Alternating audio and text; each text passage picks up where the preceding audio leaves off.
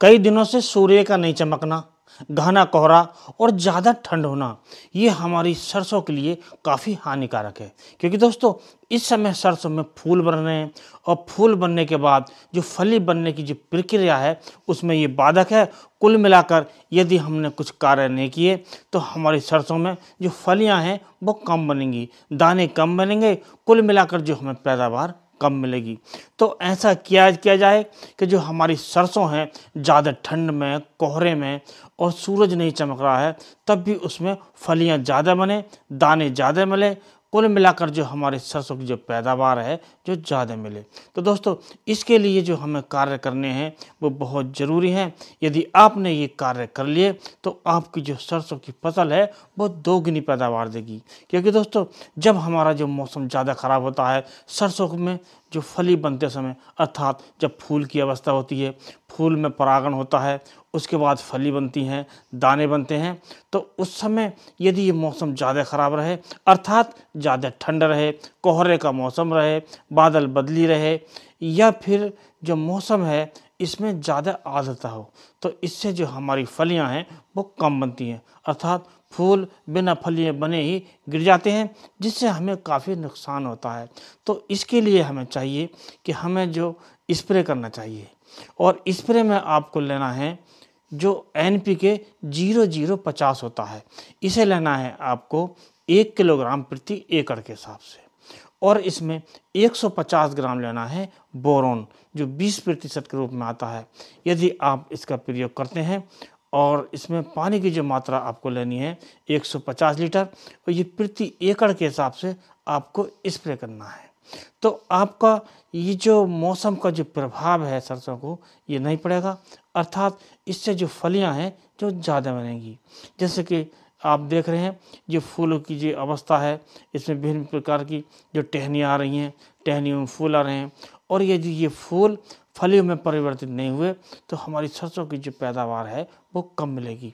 यदि हमने ये स्प्रे कर दिया तो हमारी सरसों की जो पैदावार है हमें ज़्यादा मिलेगी।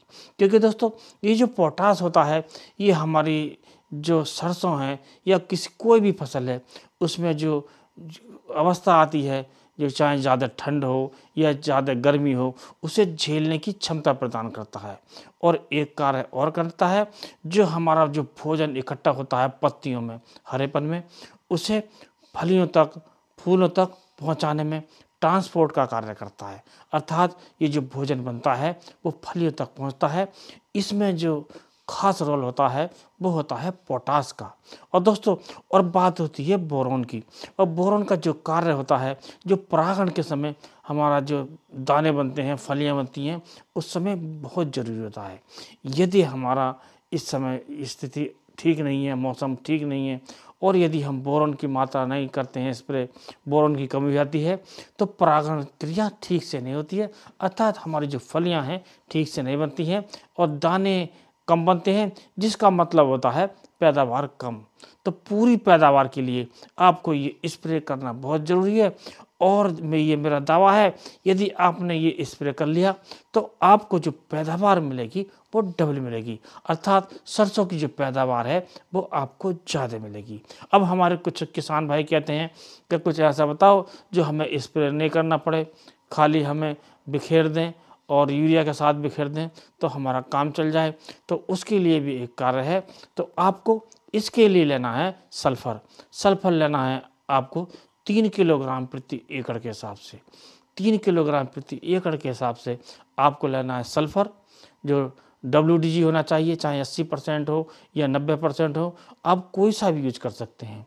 और इसमें 30 किलोग्राम आपको लेना है यूरिया और इसे मिलाकर आप अपनी सरसों में बिखेर सकते हैं। और यदि फंगस की अवस्था है या मौसम में आर्द्रता ज़्यादा है, बादल बदली है, तो इसके लिए आप कार्बेंडाजिम प्लस मैंकोजेब ले सकते हैं और इसकी मात्रा आपको लेनी है 500 ग्राम प्रति एकड़ के हिसाब से। और आपका ये जो 30 किलो यूरिया हो गया और आपका जो मैंकोजेब है और कार्बेंडाजिम प्लस है, इसकी मात्रा 500 ग्राम हो गई। और दोस्तों इसके बाद जो आपको क्या था,